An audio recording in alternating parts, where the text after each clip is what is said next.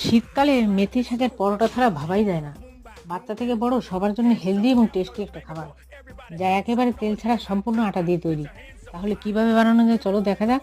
প্রথমে প্রয়োজন মতো টাটকা মেথি শাক ভালো করে ধুয়ে পরিষ্কার করে ছোট ছোট কুচি কুচি করে কেটে রাখতে হবে। এইবার একটা পাত্রে বড় বাটির 1 বাটি আটা নিয়ে তার মধ্যে কুচি করা মেথি শাক, সামান্য নুন, জিরের গুঁড়ো, হলুদ গুঁড়ো, লাল লঙ্কার গুঁড়ো, কাঁচা লঙ্কা কুচি, ধনেপাতা কুচি আর অবশ্যই জোয়ান, তার সাথে 1 চামচ মাখন দিয়ে আটা ভালো করে মেখে রাখতে হবে। অপরদিকে কড়াই গরম হওয়ার পর সবার পছন্দের 3 কোনা শেপের পরোটা বেলনার সাহায্যে বেলে নিয়ে মাঝারি আঁচে একটা একটা করে এপিট ওপিট ভেজে নিতে হবে।